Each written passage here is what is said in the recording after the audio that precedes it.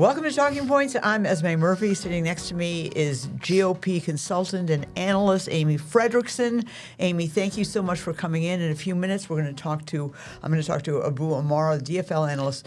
But right now, Amy Frederiksen, what is going on with the Republican Party in Minnesota? Wow. Well, there's a lot going on swirling around the governor's race. Yes. So which was always, and really since the party endorsement, it's been swirling. So Kendall Qualls has the endorsed Republican from the convention, but really has no money and is trailing a distant third in the polls. So that's already complicating things because the Republican Party and the duty of the Republican chair is to support the endorsed candidate. That's their whole job, right, in a statewide race. Then you've got a very popular current GOP Speaker of the House, Lisa Demuth, the only woman in the race. She's just a very kind of exciting candidate and who's doing quite well. And then you throw in Mike Lindell, who came in a far third in the endorsement process. He was never in any position to win the endorsement, but he did come in with the president's endorsement a few weeks ago, and with the name ID around his sort of notoriety as being the My Pillow guy, he has been leading in primary polls now. All the caveats, right? It's hard to poll primaries, and there's about 23% undecided because most folks just don't necessarily. People are not following this in their summer, right? But with that, you have to say that he is, leading the GOP potential. Absolutely. And recently, the GOP chair came out this week, or at the end of last week, and sent a letter to the Secretary of State, who is the chief elections officer in the state. And it was a Democrat. It was a Democrat, but really neither here nor there on this. Asked him to get a read on emergency guidance because the next Tuesday is the primary on whether or not Mike Lindell is actually a resident of Minnesota, which I get it. It does seem to be in doubt. I haven't seen any proof that he is a resident, and I've seen quite a few things that might lead me to think he's been living in Texas and does not meet the requirements to run for office, which are you must be a resident of Minnesota for at least a year before Election Day, which will be Why are August Republicans 11th. Doing this now? Well, that is a good question, right? He filed June 1st, and according to Steve Simon, the Secretary of State, Steve Simon answered the chair back the letter right away and said our job is we take the ID that shows where you live, and we take another piece of identification and we accept it, and then you filed. What he said, we don't investigate this, we don't look into this to make sure that somebody lives at such and such address. It falls to what he also said is it falls to the Supreme Court of Minnesota. And that gets to the question of can they act in any way prior to August 11th? It seems not. And had this, which is the time of this taping is 6 days away. 6 days away, right? And as you said, this is actually not even just an issue that they're discovering. This is an issue that the chair brought up in one of his original statements about Mike Lindell's candidacy, and when the president endorsed him, the chair flagged that he's been. He said something about he headed off to Texas and has abandoned Minnesota long ago. So it's certainly the residency question has been there, and so is it too little, too late to try to bring it up a week out? What are Republicans doing around the breakfast table? I mean, what are they? What are they saying? What are they talking about? Right. I mean, having a little vodka with their coffee, or Well, a lot of this is a lot of inside baseball, right? But I think ultimately what Republicans would like, they have not won a statewide election in 20 years.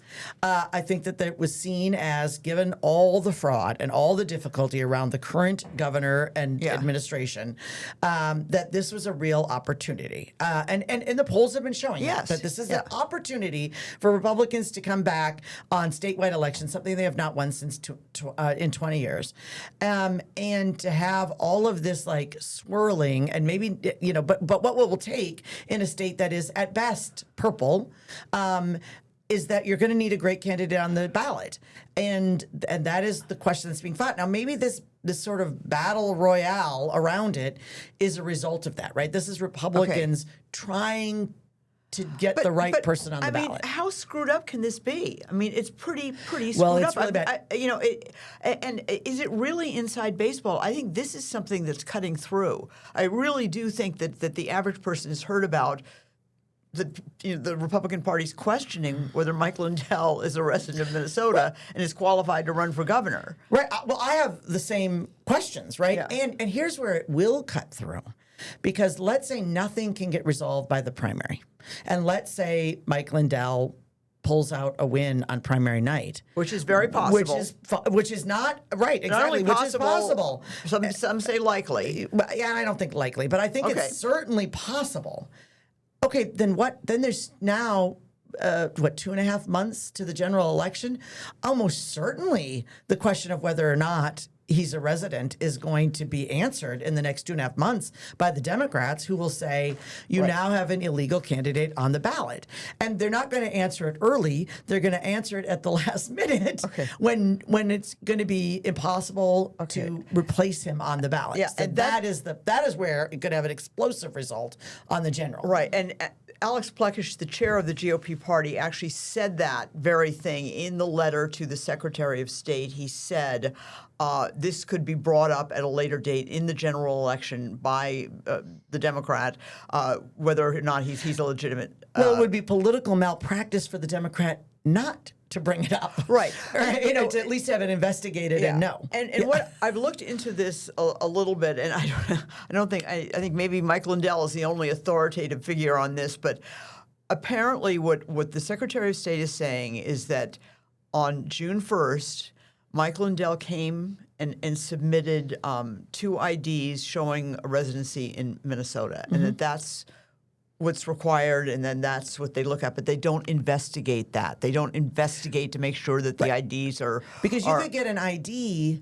on May 1st and have or you could put together an ID. You could have a resident and get your driver's license on May 1st, which would then say that for the purposes of filing for office with the Secretary of State would qualify by June 1st.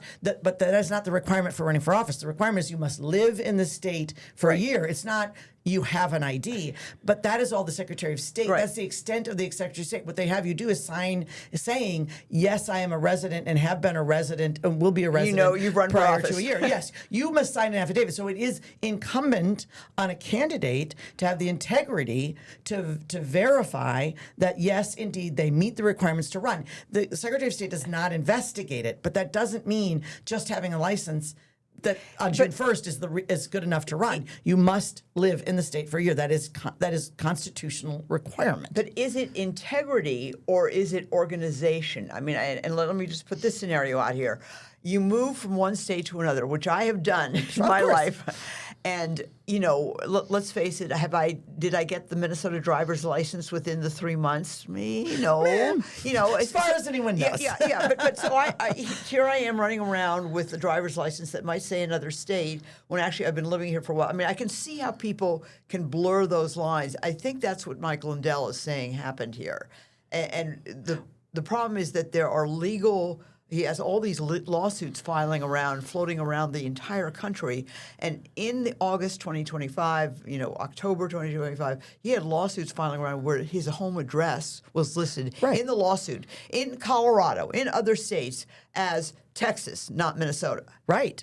So these are and that is where the chair based his findings on, is that saying we have legal lawsuit, we have legal paper that say domiciled in Texas in October of 2025, which would mean if he was domiciled in Texas in October of 2025, he does not meet the requirements to be on the ballot on August 11th. Okay. Period. Right, but anyway, so that's kind of it, people. But it is a part of organization, but it is about integrity because there are requirements to be residents of Minnesota. You have to be here 6 months plus a day. Like there is very strict legal definitions around what it means to be a resident. So what happens in this primary? I mean, thousands and thousands and thousands of people have already voted. Right. So you think it's. I think it's likely Mike Lindell will win, but you're not so sure about that. Yeah, he's ahead in the polls, but I also know that he came in a distant third in the endorsement. And here's what's happened. Here's who votes in a primary, right? 20 to 25% of Republicans will vote, and they tend to be like me, super, conservative, nerdy, like deeply involved with the Republican Party. The people that are really paying attention. Most people are at their cabin. Okay. Right? Okay. So, but not you, the conservative nerds, the all that are conservative voting. nerds Like are you. going to be voting on August 11th or have already voted, as you said. So it's a very core Republican. And so that's very hard to know who's going to actually get out and vote. Who is going to vote? But what you can do is you can look at the endorsing process, which is a small microcosm, about 2,000 people of those 25% that will vote. And they came in pretty strongly with him in third.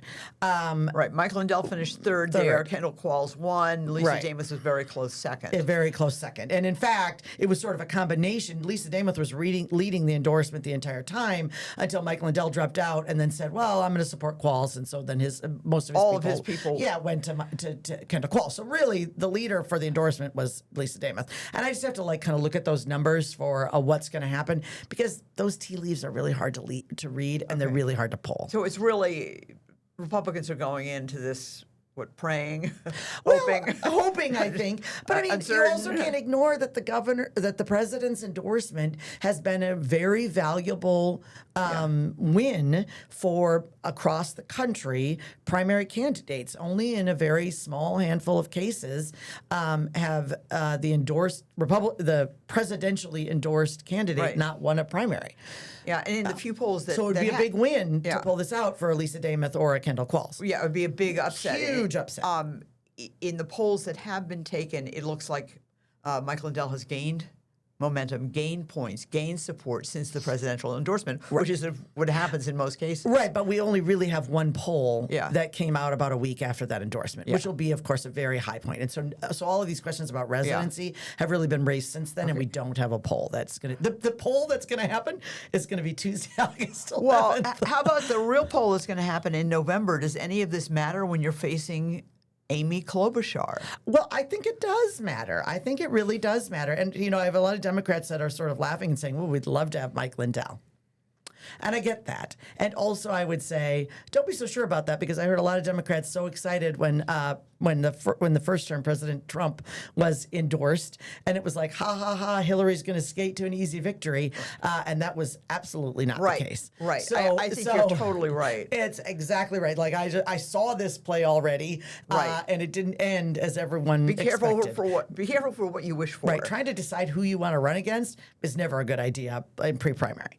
But, what we are seeing is why Republicans feel like they have a chance, despite the fact that Klobuchar is a machine with a ton of money and big name and 100% name ID and all of those things, which I'm not negating. I think, that is the most likely scenario. But poll after poll is showing that in the state of Minnesota in particular, sort of defying the numbers across the country, where Republicans are taking hits because it is the midterm of a presidential election. Yeah. The president is very unpopular in the polls, and this is just a very difficult. And he's in his second term, so it's just a very bad time for the Republican Party. But in Minnesota, as in sometimes happens, there are local issues that rise above that and sort of obscure national politics. Right. And in Minnesota, fraud is showing, not just me saying it, not just in the press everywhere, but in the polls are showing that independents and even, sort of moderate to conservative leaning Dems are very, very concerned about that. And that will be a ding on the Democrats. All right.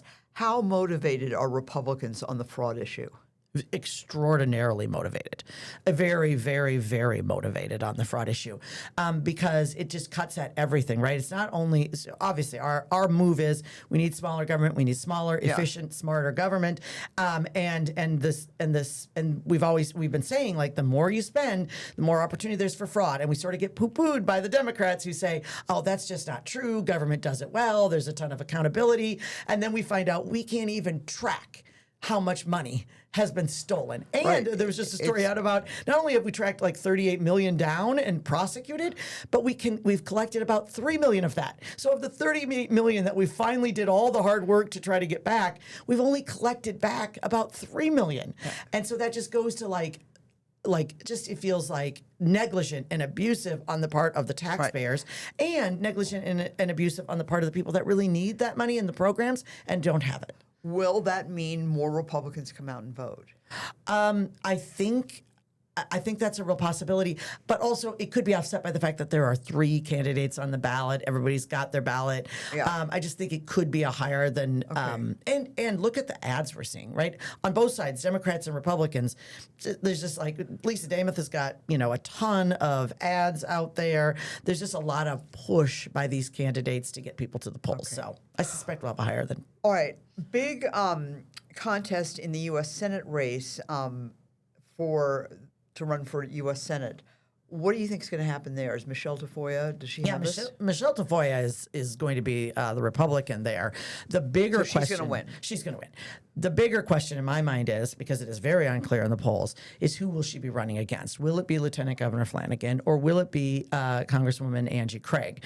And I think the answer, the outcome in the general election is very important based on Tuesday's results in the DFL primary. I really do think that, as we talked about, fraud being the #1 issue in Minnesota, and being such a driver in the polls, to have Lieutenant Governor Flanagan, who is, was deeply, deeply attached for the last 8 years to the Walz administration. Oh, she was the lieutenant governor. She was the lieutenant governor, and she wasn't just lieutenant governor. She was an incredibly active, attached lieutenant governor. There was a period, 6 years, they were together all the time. All the time. Every Walz appearance. Flanagan, Walz Flanagan, Walz Flanagan, Walz Flanagan. They had a falling out since the run for vice president, but up to this point, it was Walz Flanagan, Walz Flanagan, and in the primary, she's not really had to answer those questions, but it's impossible to ignore in a general election. Michelle Tafoya is already running ads on the fraud issue, and she has both a picture of Peggy Flanagan and Angie Craig.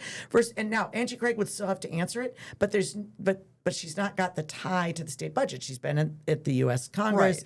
Right. It's sort of like trying to tie Amy Klobuchar to it. It can happen, but it's harder. It's a harder lift. I see that as a disconnect. I'm not sure that's going to work. That strategy to pin the fraud on Amy Klobuchar and pin the fraud on Angie Craig is going to work. I think it's going to be very, very difficult. Now, there could be sort of this just anti-Democrat sentiment, but it is going to be harder versus a Walz Flanagan, which is just, she is a part of the administration. Okay. I have heard some Republicans say that they would rather run against Angie. I've heard some Republicans say they would rather run against Peggy Flanagan than Angie Craig. Is that true? Well, again, I will always say, be careful of what you wish for. Yeah, Never try to choose the other opponent, right? Again, but here's the other deal. Why I think so. My bet for that is probably going to be Peggy Flanagan, and here's why I say: just look again what's happening across the country. Just happened in Michigan last night, right?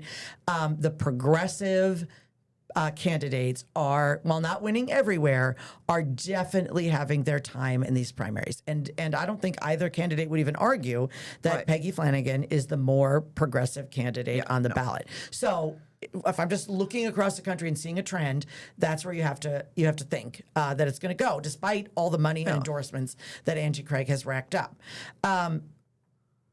But that doesn't necessarily translate, as we know, just like Mike Lindell being on the ballot doesn't translate to a success for the GOP. Right. You might win the battle in the primary and lose the war in the general. Well, in fact, Republicans, and I know this, are worried that Mike Lindell in a general election would bring down the entire ticket. 100%. We saw it, and they're worried because 4 years ago it happened. We had a very weak, poor candidate as governor who lost by 8 points. And at that time, we were in real contention to potentially win or hold the House, hold the Senate. Or I'm sorry, the Senate wasn't up, and then the statewide candidates of AG and the state auditor. And what you found, let's just look at those two statewide races. We lost the auditor by 0.34%. Less than 1%, less than 0.5%. And the AG's race was lost by 0.8%. Had the governor's candidate not just they wouldn't even had to win, but could have lost by 4 points or 5 points, those races down ballot would have been won by Republicans. So certainly. So you think that's really what's going on here between the GOP party and Mike Lindell, is that they don't want Mike Lindell because they're worried Mike Lindell is going to bring down all the Republicans on the ballot? I think it's a piece of it. But also remember, the chair's job is to defend the endorsed candidate. And so he's also doing his job. Is he doing that? Is he defending Kendall Qualls, or is he defending Lisa Damuth? Well, I think I think he would say if it's helpful to Kendall. I mean, certainly if Mike Lindell would drop out of the race, as we saw in the primary, in the endorsing, his votes went to Kendall Qualls. Right. So absolutely, they did. They 100% did. And Mike Lindell asked people who were his supporters to vote for Kendall Qualls. Right. So I think it could be argued. I heard that theory too. Is that Alex helping Lisa more? And I would argue, I don't think he considers that at all. I think he's defending the endorsement and the endorsed candidate, Kendall. And I'm sorry there, I misspoke. When Lindell dropped out, he asked his supporters, to support Qualls, and that's how Qualls got it. Yep. Okay, it's hard to keep track of some of this. I'm like, wait, no, I did have it right.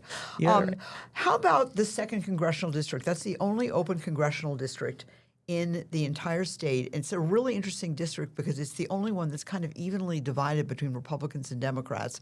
Although with Angie Craig, Democrats have had an edge there for the past few years. She's done a very, I think, a masterful job at turning what was a Republican district into a Democratic, or at least an Angie Craig district.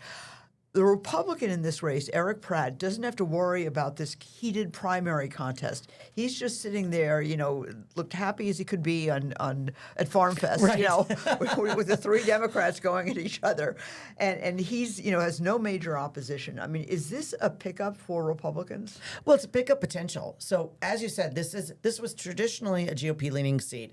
I would argue, even despite Angie, it contains a lot of like southern and southeastern suburbs, and the suburbs have just been trending more blue. So I think the seat itself moved from a rock solid John Klein district to a little bit more purpley, right? But Angie Craig then really locked it in and won by 14 points.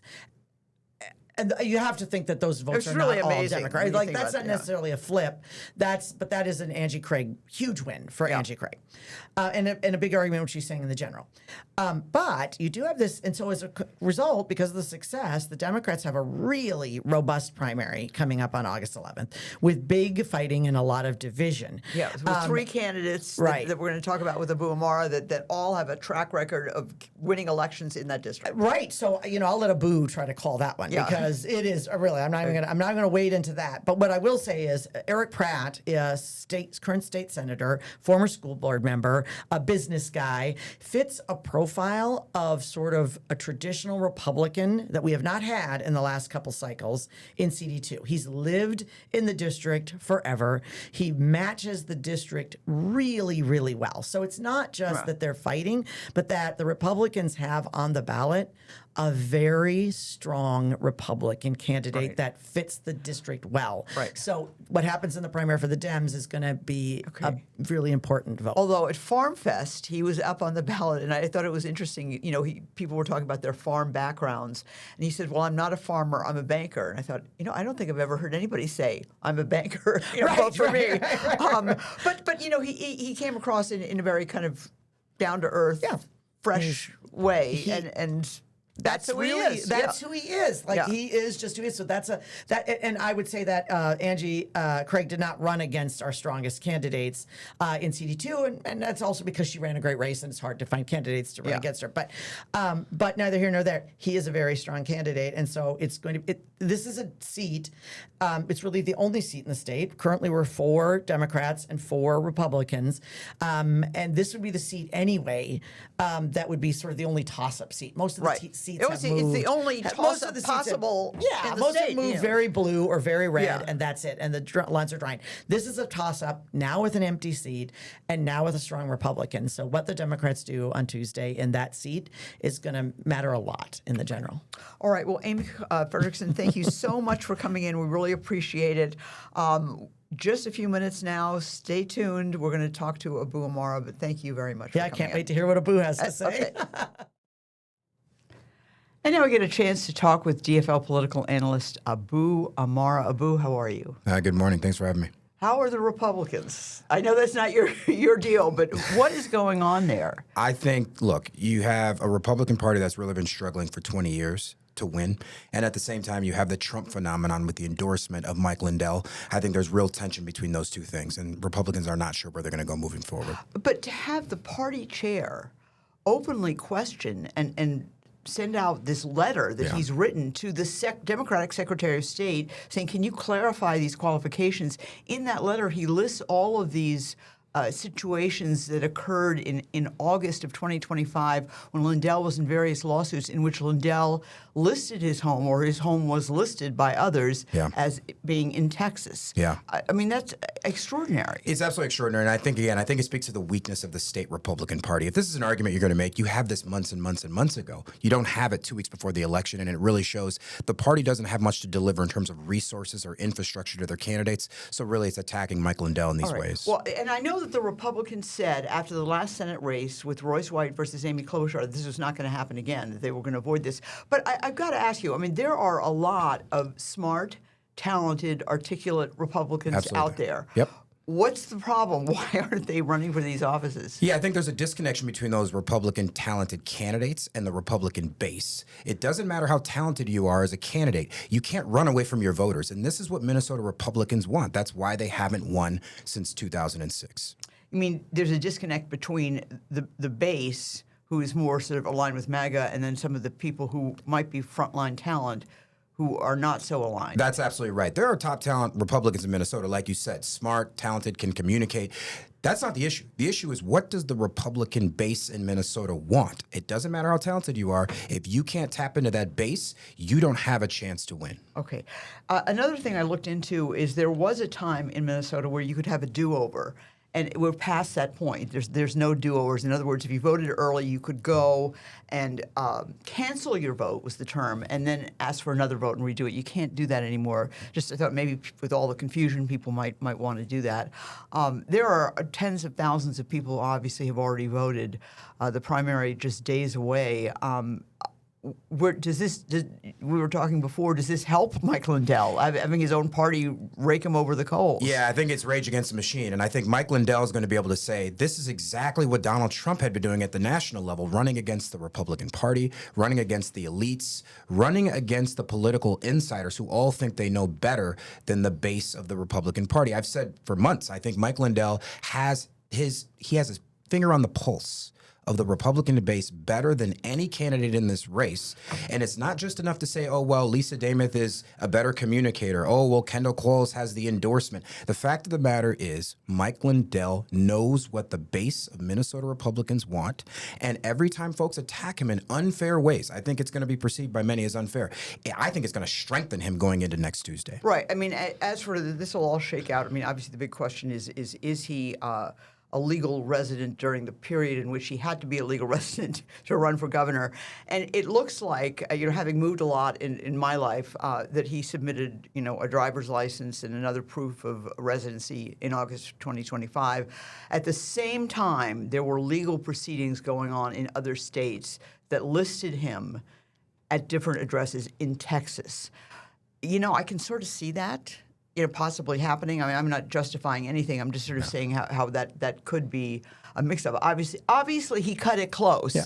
There's no question about that. But here's the reality. Minnesota Republicans, if you want to beat Mike Lindell, beat him at the ballot box. This idea that you're going to somehow ask the Secretary of State to do something he basically can't do, to say he's ineligible and to take him off the ballot without going to the courts. Right. It really feels like a political argument. If you're serious, beat him at the ballot box. And that's what Steve Simon's response to the letter he got from the Republican campaign said, well, it's our job to get two kinds of identification, a residential one and, something else, and that's what we do. We are not the people who prosecute or investigate to see if those are legitimate. They just accept it as it is. So anyway, where does this leave? Well, Kendall Qualls seems to be fading in the polls, but where does this leave Lisa Dameth? Obviously, the Republican Party would really love to have Lisa Dameth be the person running against the likely candidate on the DFL side, or the certain candidate on the DFL side, Amy Klobuchar. Yeah, look, there's no question. I think Lisa Damith, from the Republican establishment point, is an effective communicator. She clearly has power at the Capitol. Those folks want her to win. Again, the problem is that's not the base of the Republican Party. I find it kind of mind-blowing that the sitting Speaker of the House, the most powerful Republican in Minnesota politics at the state level, cannot get a plurality, not even a majority, cannot get a plurality of Republican voters in Minnesota in a primary. That speaks to the disconnect that I mentioned earlier between where the establishment Republicans are and where the Republican base of Minnesota is. So do you see Mike Lindell headed to victory here? I think it's going to be close. I could see Lisa Damith winning, but I think the most likely scenario is Mike Lindell winning with something like 38, 39, 40% of the vote, and that's what I've been saying for months. And you've got three big candidates here. You've got Mike Lindell, you've got Lisa Damith, and of course you've got Kendall Qualls, who is the GOP endorsed candidate. He's the party endorsed candidate. He's the one who went out for months and months and months and months. He actually more than a year and campaigned and made connections with delegates. And in May, he got the party endorsement, not Lisa Damith. That's right. Which is pretty amazing. All right, the U.S. Senate race, let's talk about that. Obviously, the big contest here seems to be on the DFL side. This is kind of an uncomfortable one. I saw, during our newscasts the past few days and in other stations' newscasts, the ad from Gwen Walz, the First Lady, who's, very popular, who says, I've worked with Angie Craig for a long time.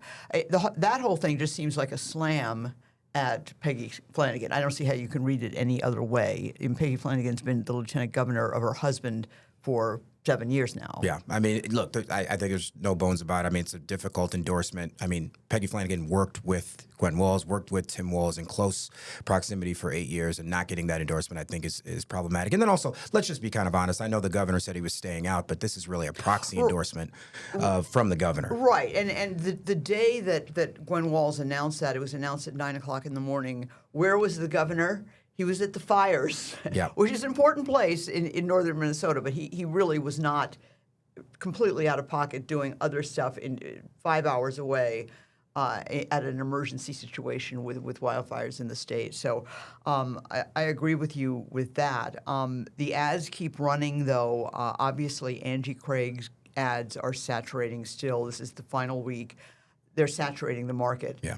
Does that make a difference? Because obviously she has a lot more money than Peggy Flanagan. That's right. Elections are won on the margins. This is not going to be a blowout. Look, Peggy is running a very grassroots, sophisticated campaign. They know their voters. They're in GOTV, which is get out the vote. They're in that operation right now, so they know what they're doing. But on the margins, money absolutely matters. She's being spent, I think, 7 or 8 to 1.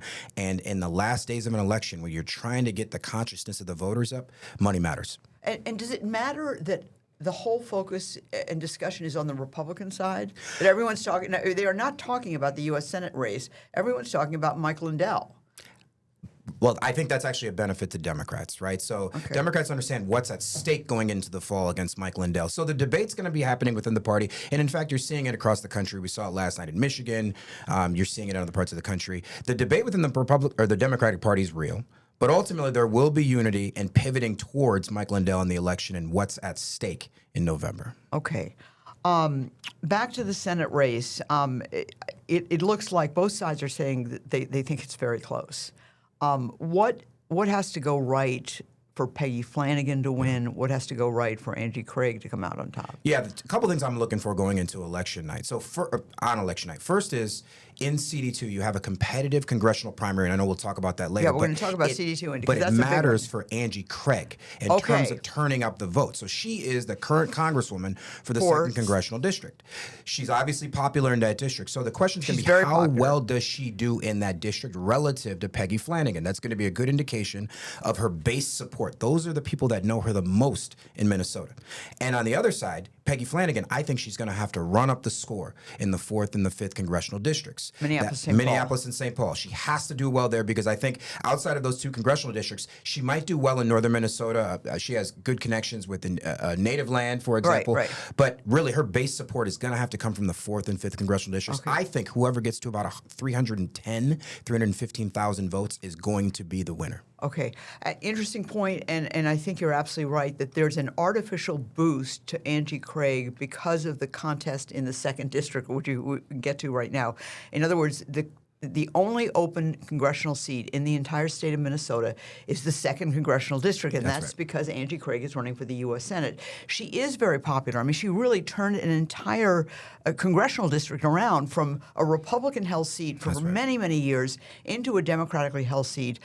She is very well thought of. She's won easily. Everybody's always said, oh, Angie Craig's barely going to win or squeak by. And each year, what did she win by? More than 10 points the last time. It was basically double digits. It was double digits. And there is a lot of interest. I was just down in Lakeville the other day and talking to voters. There's a lot of interest in the 2nd District because they know they're choosing a congressman person that could be in there for years, depending on how it goes. And so because of that, I think a lot of people are voting in that district, and I think a lot of people are used to voting for Angie Craig. So I agree with you. I think that that's an important point that does kind of give her a boost there because that might be some of the highest turnout we see in the 2nd District. It's the most activated part of the Democratic base. No matter if you're far left, you're a moderate. If you're in the 2nd Congressional District, you've already voted for Angie many times before. Right. And so this is a familiar person that you know, and they're all going to be activated. And so I think Angie's actually going to get support across the ideological spectrum in the 2nd Congressional District. What's also interesting about the 2nd Congressional District, aside from that it's the only open seat, is the fact that it is the most evenly divided district in the state of Minnesota. Most of our congressional districts are hugely Republican or hugely DFL.